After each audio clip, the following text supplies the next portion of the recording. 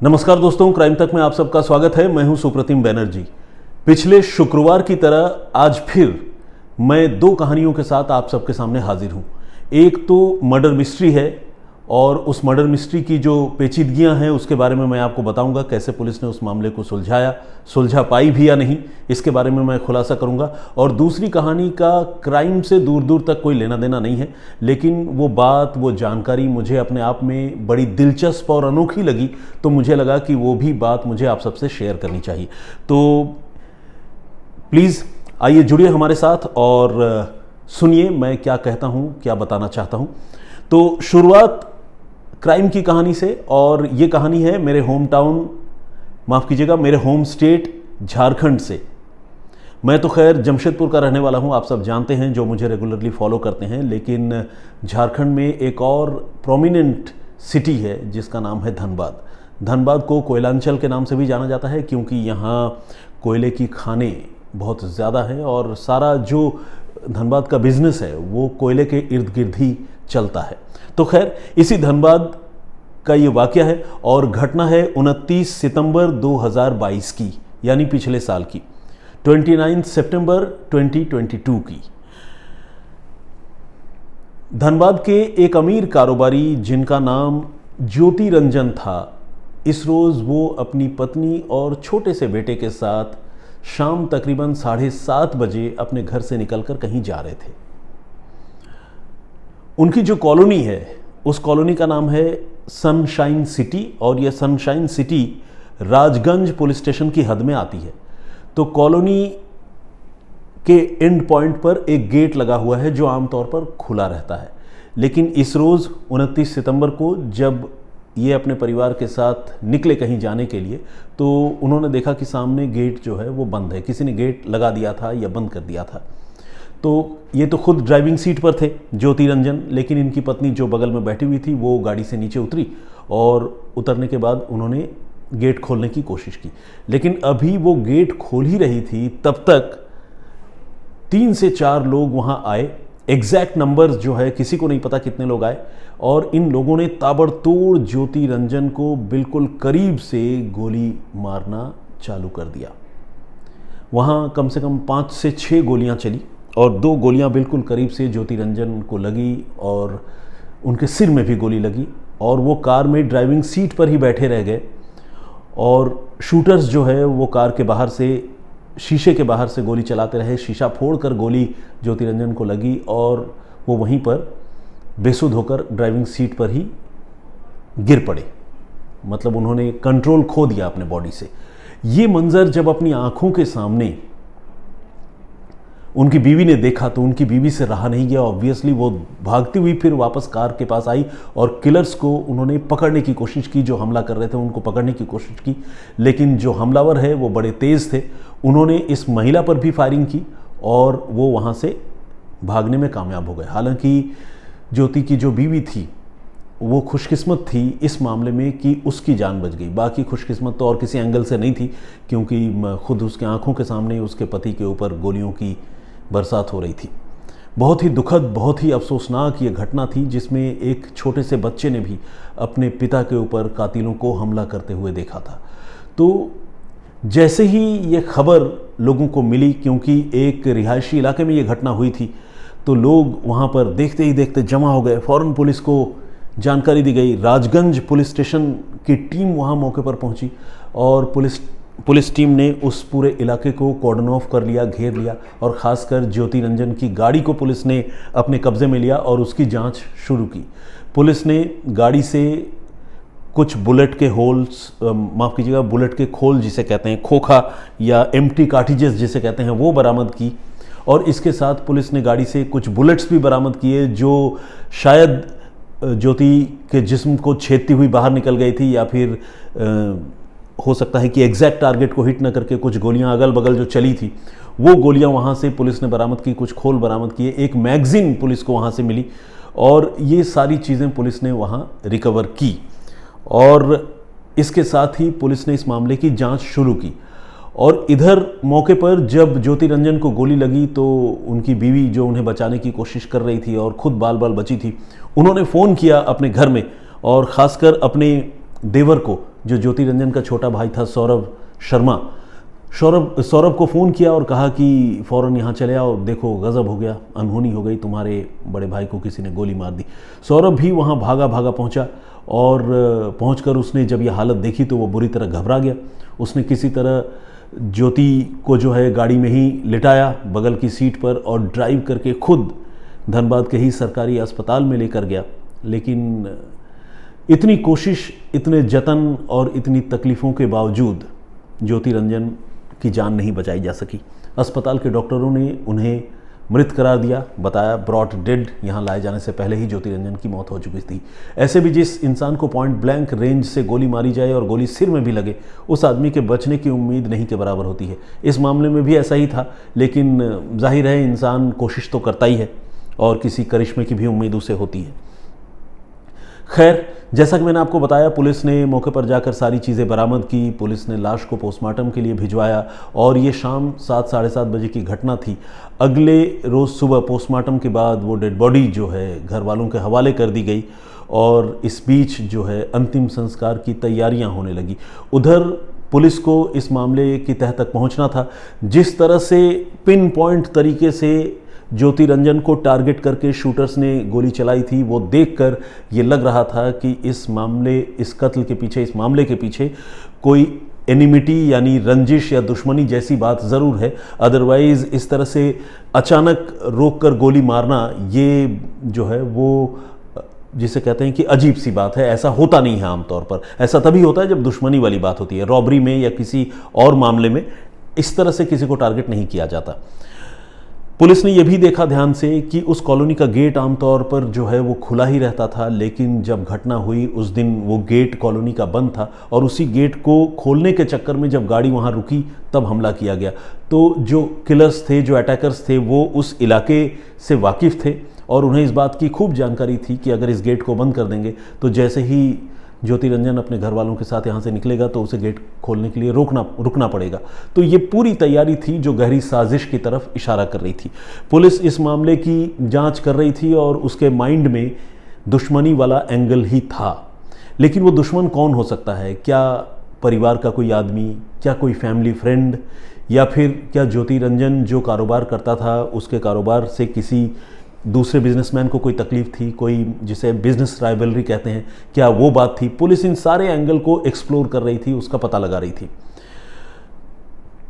ज्योति रंजन जो है, उन्होंने धनबाद में जूस बनाने का कारोबार शुरू किया था और वो एक किराए की ज़मीन पर एक फैक्ट्री लगाकर तरह तरह के फलों के जूस बनाकर बेचा करते थे, जो बहुत ही अच्छे थे और इंडिजीनियस प्रोडक्ट था। मतलब आज के ज़माने में जब इतने बड़े बड़े ब्रांड्स हैं, इंटरनेशनल सॉफ्ट ड्रिंक्स जो है वो हर जगह उनका पेनिट्रेशन है मार्केट में, वहाँ पर कोई इस तरह का कारोबार कर रहा हो तो ज्योति रंजन का बिज़नेस जो है काफ़ी फला फूला और ये कारोबार में उनकी मेहनत का ही नतीजा था कि अब ज्योति रंजन ने अपनी एक ज़मीन ले ली थी और वहाँ पर अपनी फैक्ट्री लगाने जा रहे थे और घर के बाकी लोग भी जो है ज्योति रंजन से इस बिज़नेस में अटैच्ड थे, चाहे वो खुद उनका भाई सौरभ शर्मा हो या दूसरे लोग हों। और इस तरह से वो अपने परिवार को और बाकी सारे नाते रिश्तेदारों को लेकर आगे बढ़ रहे थे। तो ज्योति रंजन की छवि न सिर्फ अपने परिवार में बल्कि मोहल्ले में, आसपास के इलाकों में काफ़ी अच्छी थी और लोग उन्हें काफ़ी पसंद भी करते थे। लेकिन इस तरह के एक बेदाग शख्सियत को, जो इतनी मेहनत से अपने पैरों पर खड़ा हुआ और जो कुछ बड़ा कर रहा था, उसकी जान किसने ली, ये बहुत बड़ा सवाल था। धनबाद पुलिस इस मामले की जांच लगातार कर रही थी और इस तफ्तीश को आगे बढ़ाते बढ़ाते पुलिस को कुछ लीड या कुछ क्लू भी मिले। लेकिन पुलिस जो है इन क्लूज़ या इन सुरागों के सहारे जो भी कातिल है उसे पकड़ने से पहले पूरी तरह कंफर्म हो जाना चाहती थी कि वो कहीं गलत आदमी पर हाथ न डाल दे। पुलिस के सामने ये आमतौर पर बहुत बड़ी चुनौती होती है, क्योंकि अगर वो किसी गलत को पकड़ लेते हैं तो पुलिस की बड़ी किरकिरी होती है और शुरू में ही एक डाउट इस तरह के केसेस में क्रिएट हो जाता है और उसका नतीजा ये होता है कि कोर्ट में जब मामला ट्रायल के स्टेज पर आता है तो बचाव पक्ष के जो वकील होते हैं, जो मुलजिमों की तरफ से पैरवी करते हैं, वो उस डाउट का फ़ायदा उठाकर जो है केस में अपने मुवक्किलों को बचाने की कोशिश करते हैं। तो इसीलिए पुलिस जो है वो इस मामले में किसी को भी पकड़ने या अरेस्ट करने से पहले इंश्योर कर लेना चाहती थी कि वो किसी गलत आदमी पर हाथ न डाल दे। और आपको जानकर हैरानी होगी कि अगले दिन यानी 30 सितंबर को जब ज्योति रंजन का शमशान घाट में अंतिम संस्कार हो रहा था, घर के सारे लोग नाते रिश्तेदार मौजूद थे, रोने बिलखने का सिलसिला चल रहा था, उसी बीच धनबाद की पुलिस शमशान घाट पहुंची और उन्होंने वहां से शमशान घाट से 2 लोगों को पकड़ लिया। इनमें एक शख्स था श्रीकांत शर्मा, जो ज्योति रंजन का बिल्कुल करीबी था, फैमिली फ्रेंड था, और दूसरा शख्स जो था वो था खुद सौरभ शर्मा, जो ज्योति रंजन का सगा छोटा भाई था।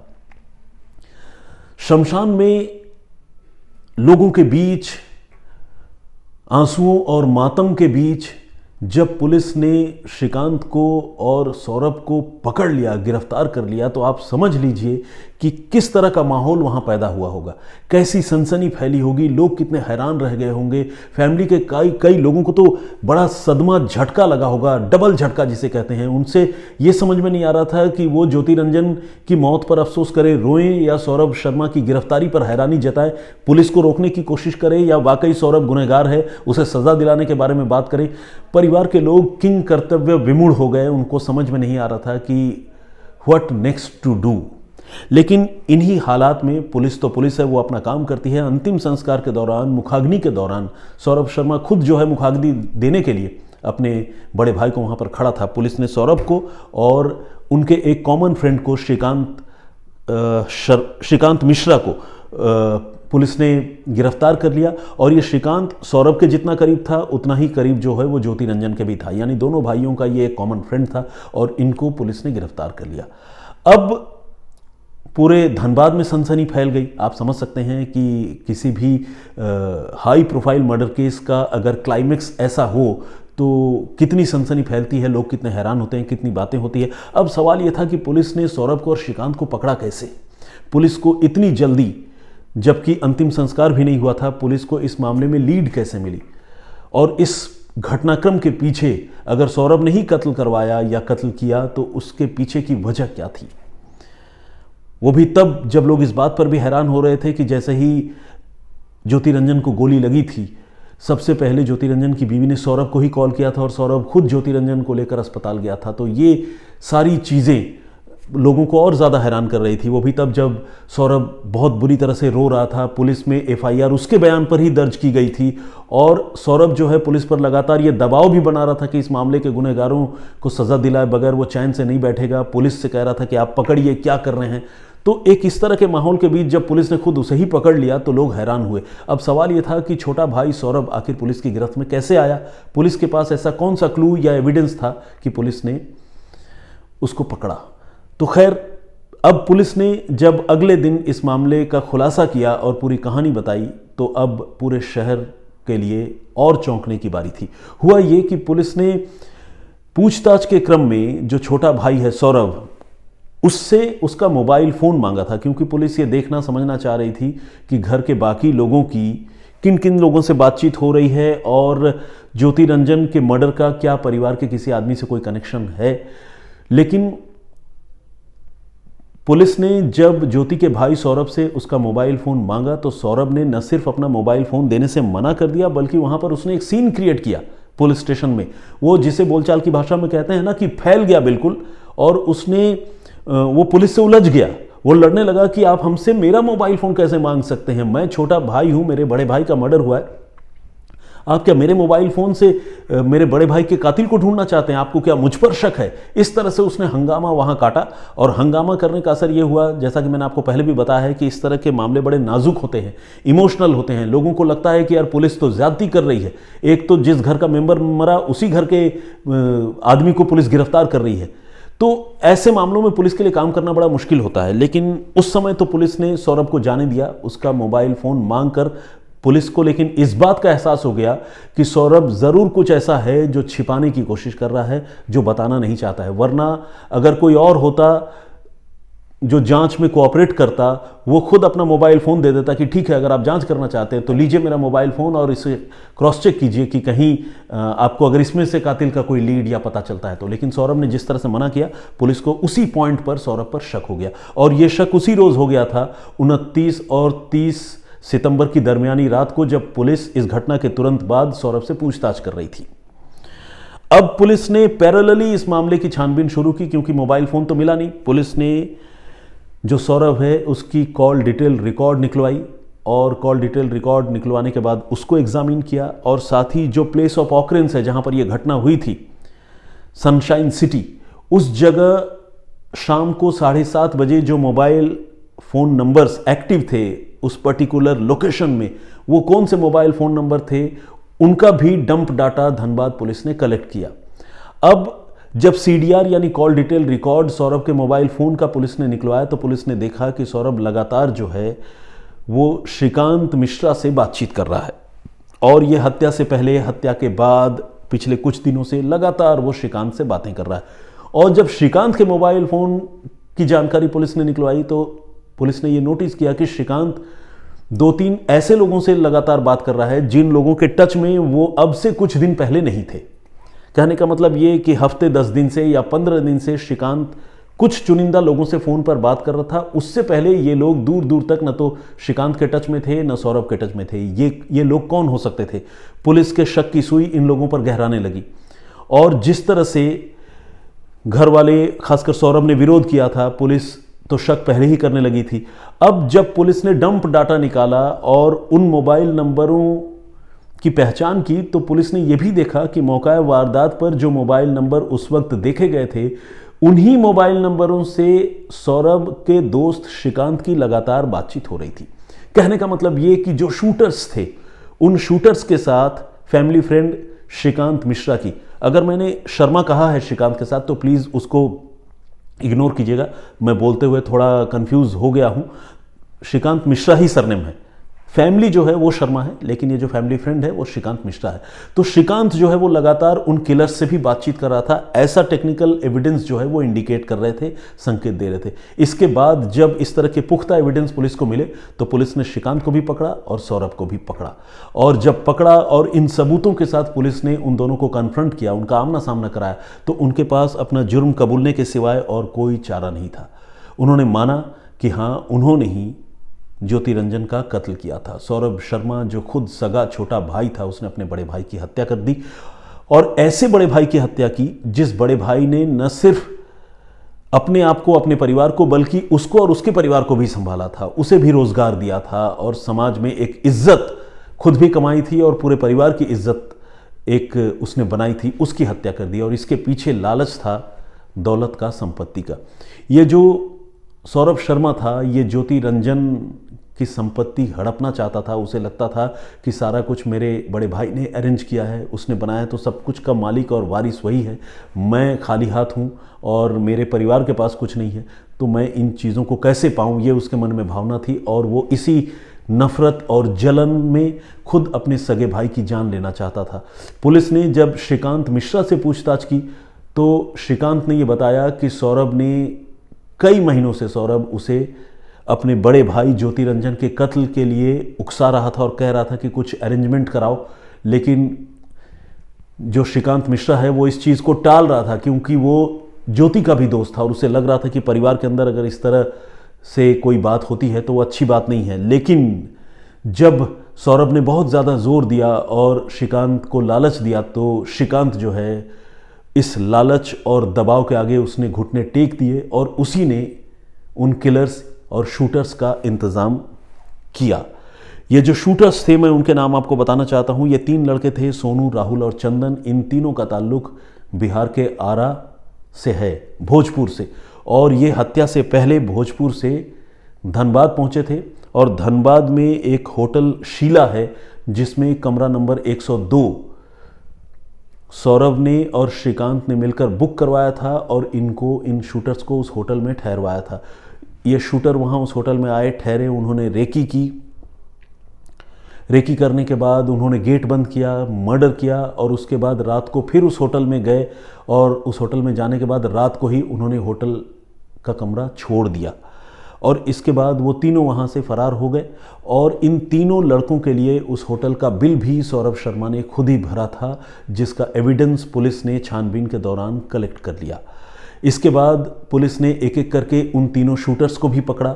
ये शूटर्स उस घटना को अंजाम देने के बाद इनमें सोनू जो है वो बाइक से ही धनबाद से आरा चला गया, वो बाइक से ही आया था, जबकि राहुल और चंदन नाम के जो दो और शूटर थे और मर्डर करने के लिए आए थे, ये दोनों धनबाद रेलवे स्टेशन से ट्रेन में बैठकर आरा पहुंचे अपने घर। लेकिन उन्हें नहीं पता था कि पुलिस जांच करते हुए इतनी जल्द उन तक पहुंच जाएगी। सौरभ और श्रीकांत जब गिरफ्तार हो गए तो उनकी निशानदेही पर पुलिस ने छापेमारी की आरा में और वहां से इन तीनों किलर्स को भी पुलिस ने गिरफ्तार कर लिया। उनकी निशानदेही पर पुलिस ने धनबाद के ही झाड़ियों से वो देसी कट्टे और असलहे भी बरामद किए जिनका इस्तेमाल करके इन शूटर्स ने ज्योति रंजन की जान ली थी। और फिर जो मौका वारदात से गोलियों के खाली खोखे जिसे हम कहते हैं, वो जो बरामद हुए थे वो पुलिस के पास थे। कुछ बुलेट्स, जो गोली का अगला हिस्सा होता है जो किसी के जिस्म में या टारगेट को हिट करता है, वो चीज़ें पुलिस ने बरामद की। तो उनका भी फॉरेंसिक एग्जामिनेशन धनबाद की पुलिस करवा रही है और अब इस मामले का ट्रायल चलेगा और बहुत मुमकिन है कि जिस तरह के एविडेंस जो है पुलिस को मिले, जिस तरह के पीस ऑफ इंफॉर्मेशंस को जोड़कर धनबाद पुलिस ने इस मामले को इन्वेस्टिगेट किया, मुझे पूरा यकीन है कि इन सबूतों के आधार पर धनबाद पुलिस तीनों शूटर्स और दो कॉन्स्पिरेटर्स, सगा भाई सौरभ शर्मा और श्रीकांत मिश्रा, इन दोनों को धनबाद पुलिस जो है सज़ा दिलाने में कामयाब रहेगी और इन पांचों लोगों को आखिरकार आजीवन कारावास की सज़ा होगी, ऐसी मुझे उम्मीद है। तो ये थी धनबाद की कहानी, जो घटना 29 सितंबर 2022 को हुई थी। इस घटना पर आप क्या सोचते हैं, आपकी क्या राय है, ये कमेंट बॉक्स में लिखकर ज़रूर बताइएगा। लेकिन इससे पहले कि मैं इस वीडियो को ख़त्म करूं, एक जो दूसरी कहानी मैंने आप सबको बताने के बारे में कहा था, जिसका जिक्र किया था, मैं अब आपको वो बताना चाहता हूं। वियतनाम में एक आदमी है, थाई एन्जोक नाम है और उम्र है 80 साल। क्या आप यकीन करेंगे कि 80 साल का ये शख्स पिछले 61 सालों से कभी सोया नहीं है। इस बात पर भरोसा करना बड़ा मुश्किल है क्योंकि नींद हम सारे लोगों की जीवन का एक ऐसा हिस्सा है, एक ऐसा अंग है जिसके बगैर ज़िंदगी की कल्पना नहीं की जा सकती है। आप सोचिए कि अगर किसी को एक रात भी जागना पड़े तो अगले दिन सुबह उसकी हालत क्या होती है, कितनी तकलीफ होती है। जो लोग नाइट शिफ्ट में ड्यूटी करते हैं, दिन में कई घंटे उनका वक्त सोने में गुजरता है, नींद बहुत ज़्यादा ज़रूरी है। लेकिन एक ऐसा इंसान जो तकरीबन 60-61 सालों से सोया ना हो, ये कैसे मुमकिन है।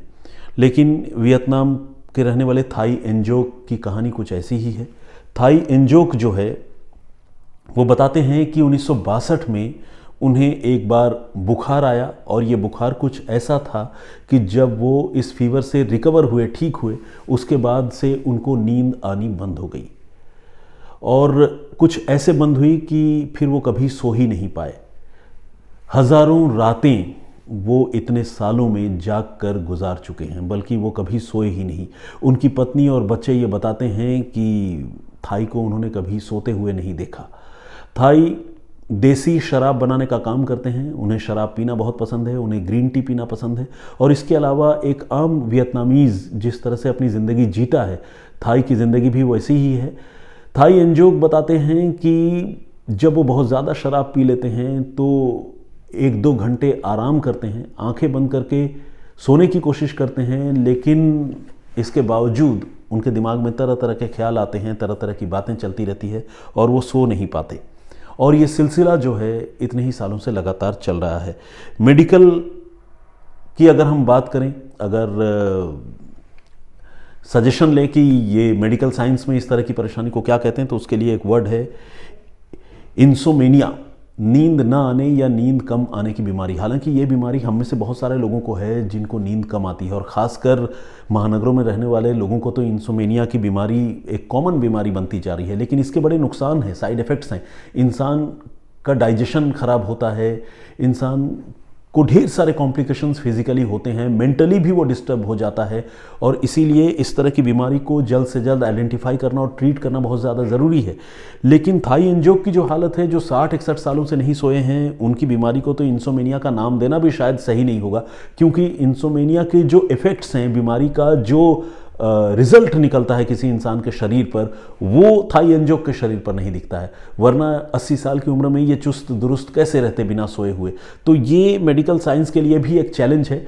बहुत सारे लोग जो रियलिटी चेक करने में भरोसा रखते हैं, वो थाई एंजियो से आकर कई बार इन सालों में मिल चुके हैं, और उनके साथ रहकर उन्होंने देखा है कि ये वाकई सोते हैं या नहीं सोते हैं, और सारे के सारे लोग ये देखकर हैरान रह गए कि थाई एंजियो वाकई नहीं सोते हैं, उन्हें नींद ही नहीं आती है, रात भर वो जगे रहते हैं, और जहाँ पर वो देसी शराब बनाने का काम करते हैं, उसी अपनी भट्टी या फैक्ट्री में वो रात रात भर तक अपना काम करते रहते हैं। तो ये अपने आप में बड़ी हैरानी भरी बात है। ये खबर मैंने कहीं पढ़ी और मुझे ये खबर बड़ी चौंकाने वाली लगी। मुझे लगा कि मुझे आप सबसे ये खबर साझा करनी चाहिए। एक आपको और बात बताऊं, बहुत सारे पुलिस की टीमें जो है वो हार्डकोर क्रिमिनल से निपटने के लिए ये तरीका अपनाती है कि उन्हें सोने नहीं देती। नहीं सोने देना अपने आप में किसी को टॉर्चर करने का एक बहुत खौफनाक और ज़बरदस्त तरीका है, जिसमें देखा जाए तो इंसान इतना परेशान हो जाता है कि वो हार कर अपना मुंह खोलने को बाध्य हो जाता है। जैसे ही कोई इस तरह का मुलजिम जो हार्डकोर क्रिमिनल होता है, कुछ बताना नहीं चाहता, उसे हवालात में डाल दिया जाता है। वक्त वक्त पर उसे खाना, दाना, पानी सब मिलता है, लेकिन जैसे ही वो सोने की कोशिश करता है, पुलिस वाला जो वहाँ पर ड्यूटी पर तैनात होता है वो उसे जगा देता है, उसे सोने नहीं देता, लगातार उसे परेशान करता है, डिस्टर्ब करता है। और फाइनली एक मुकाम ऐसा आता है जब वो सोने की ख्वाहिश में, सोने की चाहत में पुलिस के सामने सच उगलने के लिए तैयार हो जाता है, राज़ी हो जाता है। और इस तरह से पुलिस जो है वो, जिसे कहते हैं ना टफ नट, एक वर्ड है इंग्लिश में, जो बहुत हार्डकोर क्रिमिनल होते हैं, उनको पुलिस जो है, उनके ज़ुबान से पुलिस सच उगलवाती है। तो ये एक तरीका है, और इसी से आप समझ सकते हैं कि सोना हमारे लिए कितना ज़रूरी है। लेकिन थाई एंजियो की कहानी बिल्कुल ही अलग है। इन दोनों कहानियों पर, इन दोनों केस स्टडीज़ पर आप क्या सोचते हैं, आपकी क्या राय है? जिस पर भी आप कमेंट करना चाहें, अपनी बात लिखना चाहें, प्लीज़ कमेंट बॉक्स में लिखकर ज़रूर बताइएगा। मुझे आप सारे लोगों के कमेंट्स और बातों का इंतज़ार रहता है, सजेशंस का इंतज़ार रहता है। आहान लिटिल एंजल के नाम से एक आईडी है, उन्होंने कमेंट किया है, I really love yours and शम्सर्स कहानी, love from Nepal to both of you respected person. Thank you very much. कितनी अच्छी बातें आपने लिखी है। जायसवाल नहीं, जय स्वामी नारायण के नाम से एक आईडी है, और इन्होंने लिखा है कि अब तो आपको सुनने की आदत हो गई है। बहुत बहुत धन्यवाद आपका। Mohammad Abdul Naeem, well done Dravita, congratulations, इन्होंने लिखा है। और ये सारे कमेंट्स मैं पढ़ रहा हूँ जो फ्राइडे को लास्ट वीडियो हमने अपलोड किया था, जिसमें हमने बताया था कि कैसे एक मर्डर केस को बेंगलुरु पुलिस ने सॉल्व किया, जिसमें एक लुटेरे ने एक नौजवान जो उसका पीछा कर रहा था, उसे पकड़ने के लिए उसे चाकू मारकर उसकी जान ली थी। लुटेरे को जब पुलिस ने गिरफ्तार किया तो उसके पास से खून से सना चाकू और एक कपड़ा खून से सना हुआ बरामद हुआ, जिसमें उसी लड़के के खून थे जो लड़का उसका पीछा कर रहा था। तो इस आधार पर उसे पुलिस ने वहाँ सज़ा दिलवाई। तो वो कहानी मैंने आपको सुनाई थी। और एक लड़की जो बहादुर लड़की है, द्रविता जिसका नाम है, जो मुंबई में रहती है, और एक ट्रेन में रॉबरी के दौरान वो एक्सीडेंट का शिकार हो गई थी। इसके बावजूद वो आंशिक रूप से दिव्यांग होने के बावजूद उसने मैराथन में भाग लिया और अपनी ज़िंदगी बहुत शानदार तरीके से वो जी रही है। उसके बारे में मैंने आपको सुनाया था, उस पर आप लोगों ने कमेंट किया है। तो खैर, मोहम्मद अब्दुल नईम का जिक्र मैंने कर ही लिया, और बालक राम चंपक जी ने भी कमेंट किया है। बहुत धन्यवाद आपका, बहुत स्वागत आपका। हैप्पी लाइफ के नाम से आईडी है। यूट्यूब में कई बार वो प्रॉपरली जो आईडीज़ है उसमें नाम डिस्प्ले नहीं होते हैं, तो ये थोड़ी दिक्कत हो जाती है। और बहुत सारे लोग कहते भी हैं कि नाम मेरा लीजिए, लेकिन जब वो डिस्प्ले ही ना हो तो कैसे लूँ। रियल वॉरियर के नाम से एक आईडी है, ये रियाद से हमें देखते हैं और इनको प्रेजेंटेशन अच्छा लगता है। इन्होंने ये लिखा है। संगीता साहू जी ने नमस्ते किया है, मेरी ओर से भी नमस्ते आपको। होसन्ना का भी कमेंट है, और इन्होंने याद दिलाया है कि सश्रम कारादंड या कारावास जो होता है, जो जिसका टर्म का इंग्लिश मैं भूल रहा था, बहुत सारे दर्शकों ने याद दिलाया है, और उन्होंने लिखा है कि उसे इंग्लिश में रिगरस इम्प्रिजनमेंट कहते हैं। बिल्कुल सही, आपने सही पॉइंट आउट किया है, thank you very much. Sajid Mirza साहब का भी कमेंट आया है, खुश रहो, मुस्कुराते रहो, आबाद रहो, उन्होंने विश किया है, thank you very much. Hello sir, good evening, कैसे हैं आप? रितिका ने कमेंट किया है, सन्नी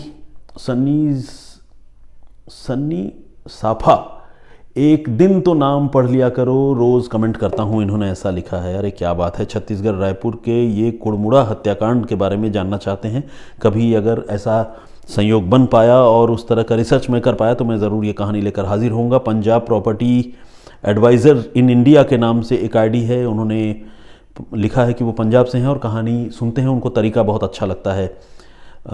तलत तहरी, इन्होंने भी कमेंट किया है, रेगुलर कमेंट करती हैं। नसरीन कुरैशी, कैदबा मशक्क़त, उन्होंने लिखा है, बिल्कुल सही, उर्दू में यही कहते हैं। और साई चरण, बहुत सारे लोगों ने यह भी लिखा है कि साई चरण जो लड़का था जिसकी हत्या हुई थी बेंगलोर में, उस लड़के में ऐसी क्या बात हो गई कि वो रॉबर के पीछे इस तरह से पड़ गया और उसको पकड़ने की कोशिश करने लगा। आज के ज़माने में कौन ऐसा करता है? लेकिन मैं, जो लोग इस तरह का कमेंट लिख रहे हैं, मैं उनको ये बताना चाहता हूँ कि आज के ज़माने में भी ऐसे लोग मौजूद हैं जो अपराध होते हुए देखकर अपने आप को रोक नहीं पाते, उनकी मदद करने और किसी विक्टिम को बचाने की कोशिश करते हैं।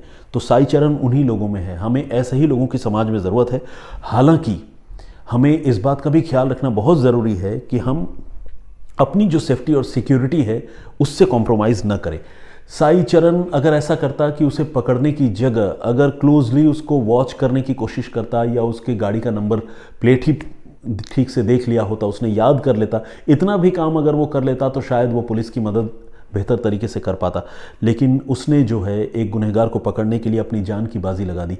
तो वो जो डिपार्टेड सोल है उसके लिए तो खैर हमारी संवेदनाएं होंगी ही, हर किसी की होंगी, लेकिन अपने लाइफ रिस्क में डालना जो है वो बहुत सही नहीं है। खासकर तब जब रॉबरी अटेम्प्ट फेल होने के बाद वो रॉबर वहाँ से भाग रहा हो। अगर वो किसी की जान ले रहा होता और तब आप किसी को बचाने के लिए अपना लाइफ रिस्क करते तो वो एक अलग सिचुएशन है, वो तो जस्टिफाइड है, क्योंकि किसी को मरते हुए अपनी आंखों के सामने देख पाना बड़ा मुश्किल होता है। और खैर ऐसे लोग जो भी हैं ये ब्रेव हार्ट पीपल होते हैं और इनको, जिसे कहते हैं कि 100 बार सलाम करने का जी करता है। मैंने जब पिछली कहानी आप लोगों को सुनाई थी तो मैंने ये बताया था कि दोनों कहानियाँ हैप्पी एंडिंग की है। तो बहुत सारे लोगों ने पहली कहानी को सुनने के बाद इस बात से नाइत्तेफाकी जताई है, ये कहा है कि हैप्पी एंडिंग नहीं है, क्योंकि साई चरण की जिस तरह से हत्या हुई उसे हम कैसे हैप्पी एंडिंग कह सकते हैं।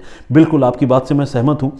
शायद जो घटना है वो हैप्पी एंडिंग तो नहीं है, इसमें कोई दो राय नहीं है, क्योंकि किसी की हत्या हो जाए और किसी इनोसेंट बेगुनाह आदमी की हत्या हो तो हैप्पी एंडिंग नहीं कह सकते।